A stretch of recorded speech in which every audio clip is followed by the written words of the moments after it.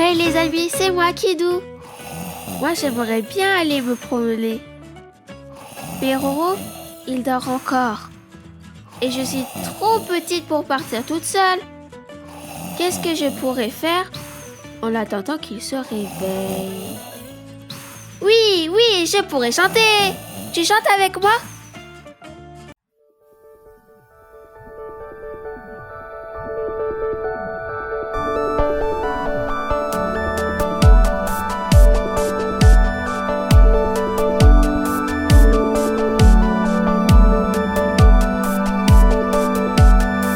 Saint-Esprit, tu es mon GPS.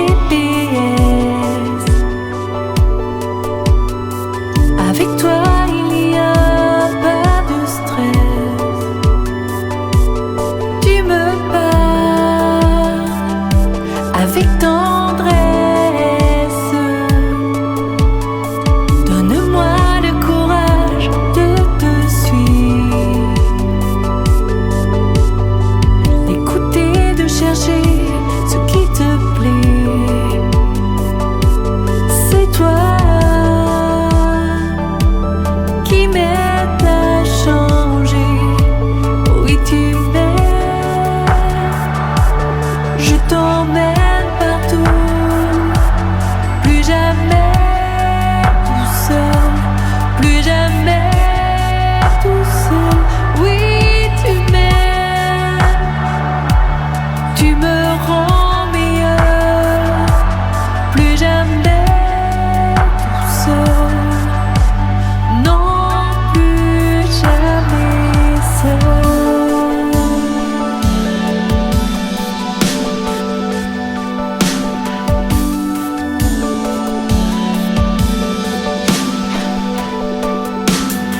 Saint-Esprit, tu es mon GPS. Dirige-moi, montre-moi ta sagesse. Quand c'est bien ou quand c'est mal.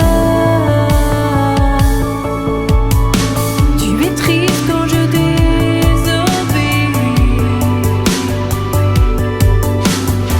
Écoute-moi, Jésus, je te prie.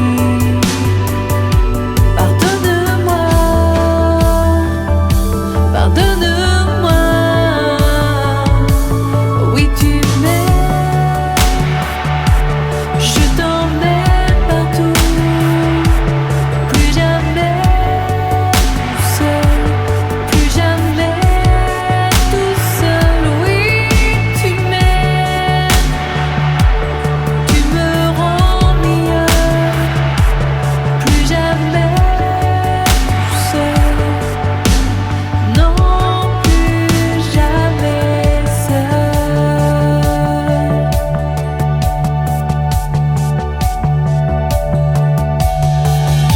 Saint-Esprit, viens habiter en moi. J'ai besoin que tu m'aides. Je veux suivre tes conseils. Saint-Esprit, Saint-Esprit. Saint-Esprit, viens habiter en moi. J'ai besoin que tu m'aides. Je veux suivre tes conseils. Saint-Esprit, Saint-Esprit. Et tu m'aides. Je t'emmène partout. Plus jamais tout seul. Plus jamais tout seul. Oui, tu m'aides. Tu me rends meilleur. Plus jamais tout seul. Non, plus jamais seul.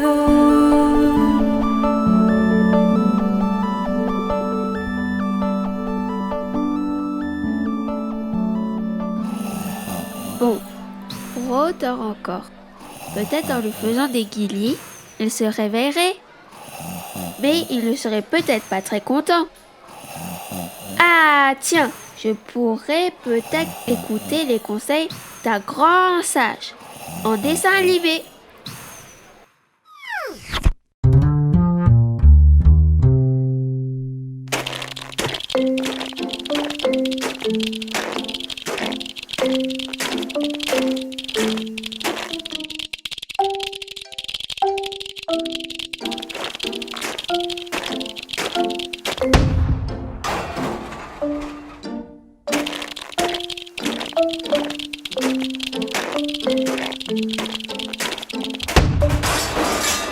Qui tient compte des avertissements avance dans la vie.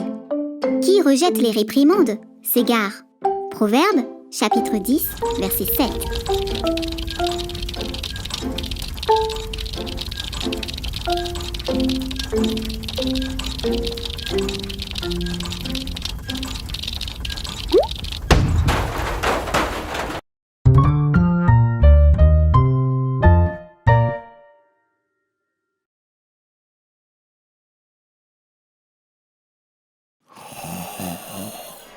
Non, toujours pas réveillé. Et comme d'habitude, il fait du bruit en dormant. Bon, bah moi je regardais Higgins et Clark, hein.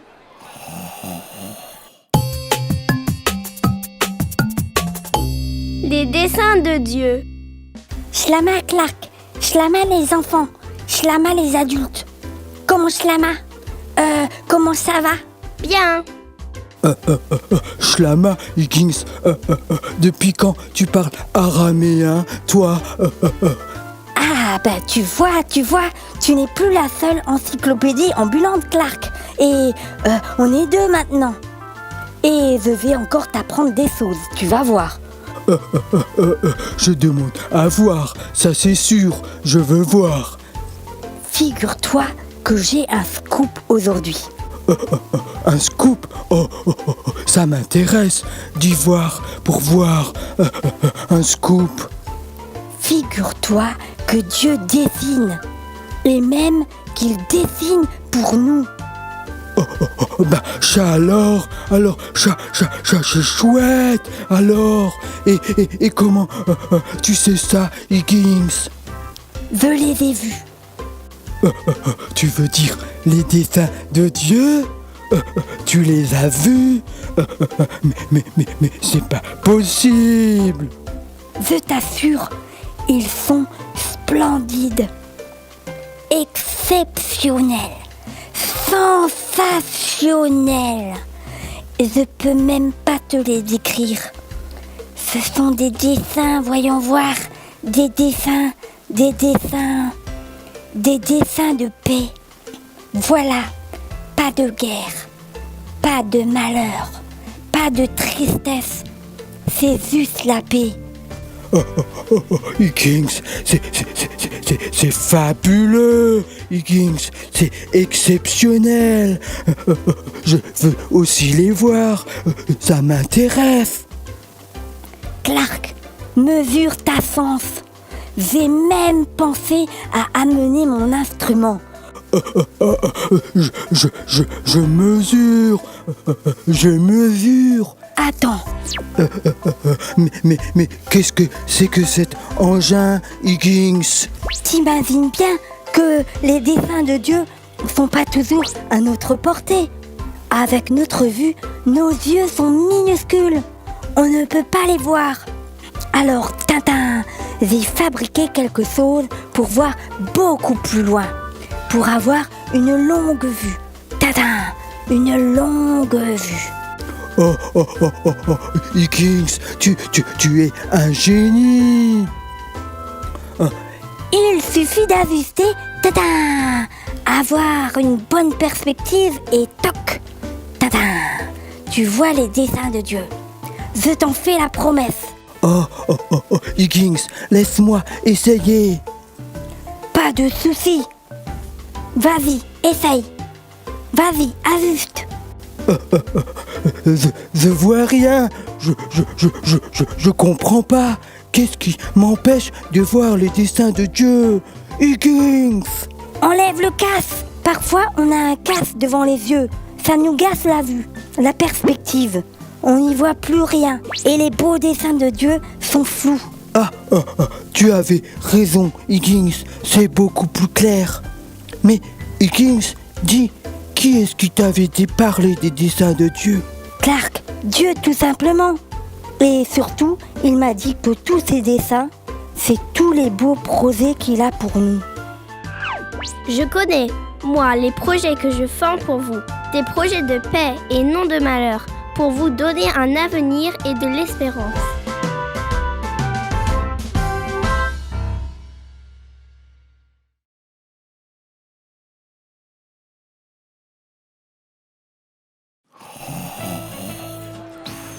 Et si je demande à Magali de nous apprendre un mot? Parce que là, moi, j'en ai assez d'attendre.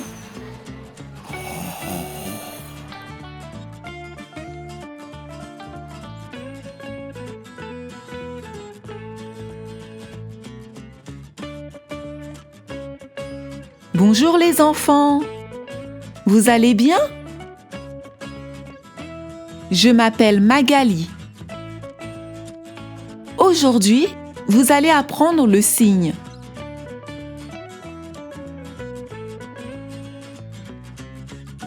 Vérité.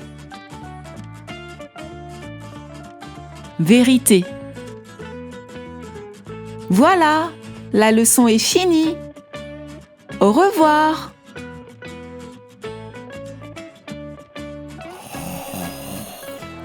Bon, je sais bien que Roro, il aime dormir après l'école. Mais moi, j'ai trop envie d'aller me promener. Et c'est vraiment dur d'attendre. Ah, je sais. Je vais regarder un dessin animé. L'histoire du prophète Samuel.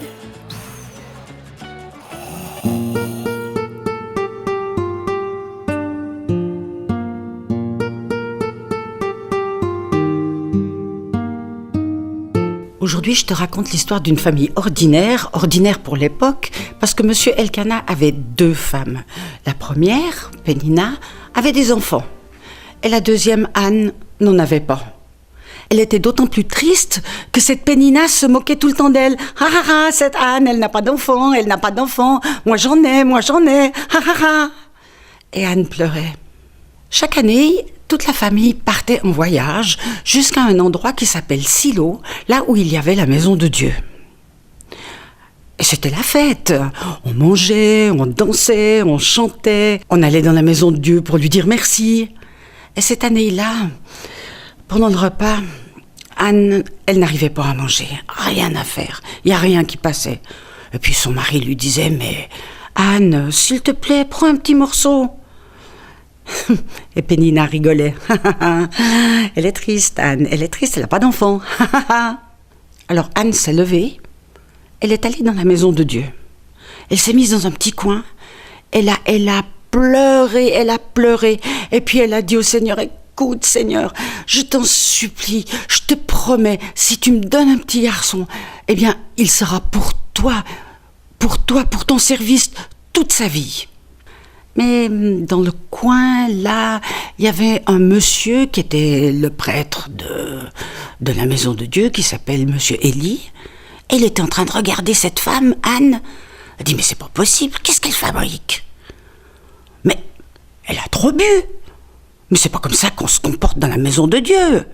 Alors il est allé vers elle, lui dire, mais il faut filer maintenant. Allez, sors, tu as trop bu.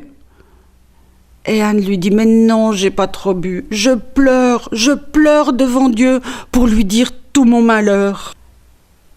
Alors elle lui a dit, écoute, que le Seigneur exauce ta prière, que le Seigneur réponde à ta prière. Et Anne est partie de la maison de Dieu. Et figurez-vous que quelque temps après, elle attendait un bébé. Et c'était un petit garçon, elle l'appelait Samuel. Mais qu'est-ce qu'elle était contente, En plus, vous savez ce que ça veut dire, Samuel? Ça veut dire, je l'ai demandé à Dieu. Eh bien voilà, elle l'a demandé, elle l'a reçu. L'année d'après, quand ils sont partis à la fête, toute la famille, Anne est restée à la maison avec Samuel. Et elle est restée assez longtemps. Mais voilà que maintenant Samuel est grand et qu'il faut qu'elle tienne sa promesse. Alors, toute la famille est redescendue à Silo. Et Anne, elle a rencontré Monsieur Élie et lui a dit « Ben voilà pourquoi j'ai fait cette prière. Et je dis merci à Dieu parce qu'il m'a répondu. Et en plus de ça, il m'a donné ce petit garçon. Et ce petit garçon, je le donne au Seigneur et il sera à son service dans sa maison pour toujours. » Anne, son mari Elkana sont rentrés chez eux et Samuel est resté dans la maison du Seigneur. Alors qu'est-ce qu'il faisait ? Eh bien, j'imagine qu'il devait donner un petit coup de balai, il devait peut-être mettre la table, il devait ouvrir les portes le matin, fermer les fenêtres le soir.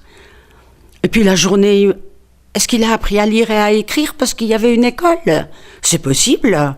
Et puis surtout, il a fait comme tous les garçons de son âge, il a joué avec ses copains dehors. Et Monsieur Élie, il a quelques soucis. Il a quelques problèmes. Et un jour, il y a un prophète. Un prophète, c'est quelqu'un qui parle de la part de Dieu. Et il est venu voir Élie et il lui a dit « Écoute, j'ai quelque chose à dire de la part de Dieu. Dieu n'est pas content. Il est même assez fâché. Et tu sais pourquoi ? Parce que tes 2 fils, eh bien, ils se comportent très mal. Ils ne me respectent pas. Ils ne m'obéissent pas et en plus, ils sont voleurs. » Élie, il le savait bien. Il savait bien qu'il n'avait jamais pu faire façon de ses garçons. Et le prophète est reparti. Et voilà cette année, Anne et son mari et toute la famille qui reviennent à Silo. Ils reviennent pour dire merci au Seigneur, ils reviennent pour faire la fête, pour voir Samuel. Et chaque année, sa maman lui amène un petit vêtement. Chaque année, un peu plus grand parce que Samuel grandit. Ce soir-là, Samuel va se coucher comme d'habitude. Il fait nuit, les portes sont fermées et il s'endort. Quand tout à coup, au milieu de la nuit, Samuel. Alors il se lève, il se précipite vers Élie.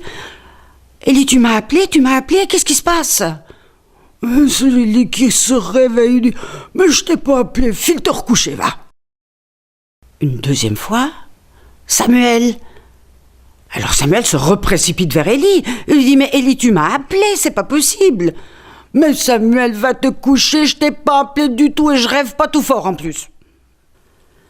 Et la 3e fois, quand Samuel entend la voix, il retourne vers Élie et lui dit « Écoute, Élie, qu'est-ce qui se passe ?» Alors Élie comprend. Il comprend que c'est Dieu qui parle. Il comprend que c'est Dieu qui appelle Samuel. Alors il lui dit « Écoute, si encore une fois tu entends la voix, tu lui diras « Parle, Seigneur, je t'écoute. » Alors Samuel, il est retourné dans sa chambre, dans son lit. Je suis pas sûre qu'il ait bien dormi. Et la voix « Samuel, parle Seigneur. Moi, Samuel, ton petit serviteur, je t'écoute. » Et c'était vraiment la voix de Dieu. Et Dieu avait vraiment quelque chose à dire. Et c'était quelque chose de difficile. Le lendemain matin, quand Samuel s'est levé, j'imagine qu'il a un petit peu traîné les pieds. Il est allé ouvrir les portes, il est allé allumer les lampes. Et Élie l'attendait. « Samuel, viens voir ici. Qu'est-ce que Dieu t'a dit ? Tu ne me caches rien. Tu me dis tout. » Alors, peut-être que Samuel s'est un petit peu tortillé. Vous savez, il y a des choses difficiles à dire. « Écoute, Élie, Dieu m'a dit qu'il n'était pas content du tout à cause de tes 2 fils qui sont des voleurs. » Que va faire ce pauvre Élie ? J'imagine qu'il s'est assis là, tout triste, la tête basse. Il était vieux, il était à moitié aveugle, il ne pouvait plus rien faire. Et qu'a fait Samuel ? Est-ce que vous croyez qu'il est allé filer dehors jouer avec ses copains ? Moi, je crois que non. Je crois qu'il a pris la main d'Élie et il a essayé de le consoler. Vous savez, c'est possible pour un enfant, même pour un petit garçon ou pour une petite fille, de consoler une grande personne. Moi, je te pose une question. Est-ce que ça t'est déjà arrivé ?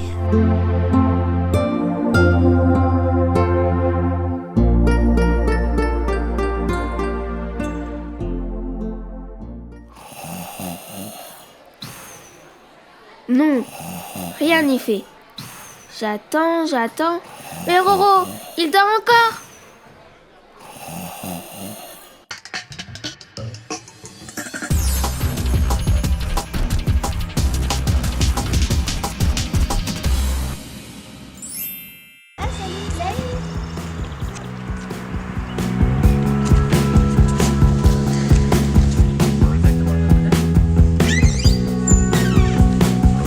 Salut les filles, alors ça va?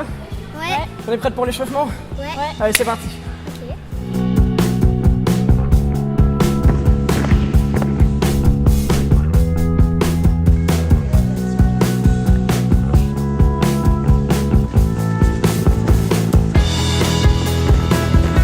Bon les filles, je vous laisse terminer l'échauffement, moi je vais monter les agrès, ça marche? J'ai pas envie de me chauffer, moi. Tu devrais, tu vas te blesser après.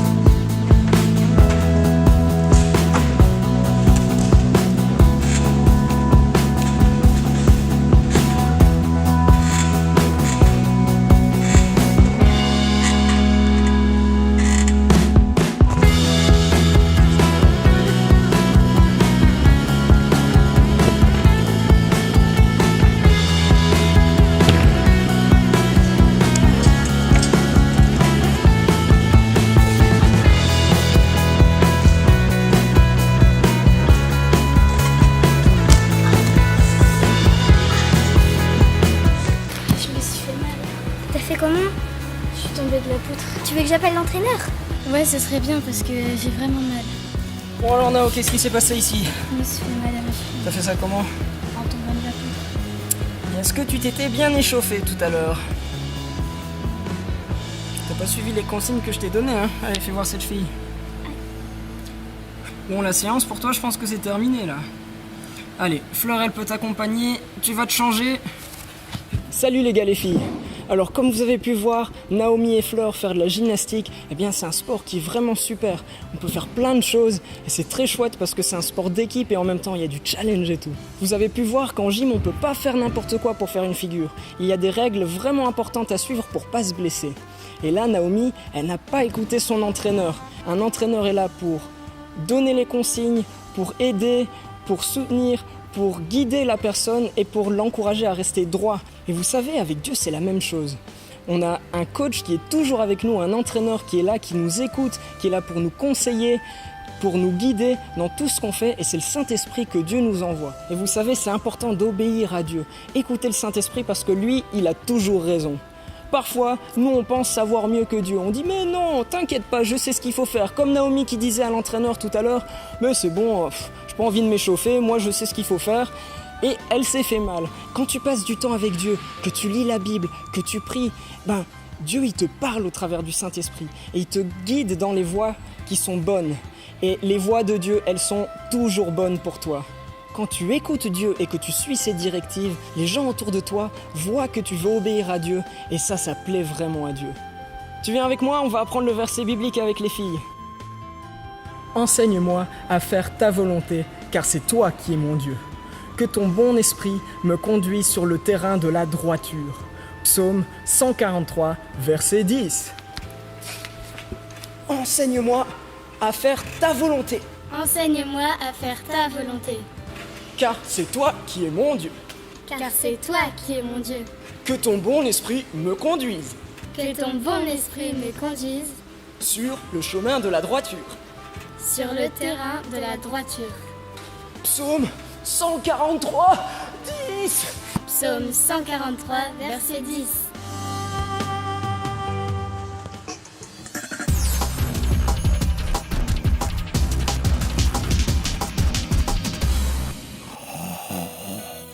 Bon, Roro dort encore. Et moi, je vais attendre qu'il se réveille. Parce que c'est beaucoup plus sage d'avoir un bon guide qu'on part se promener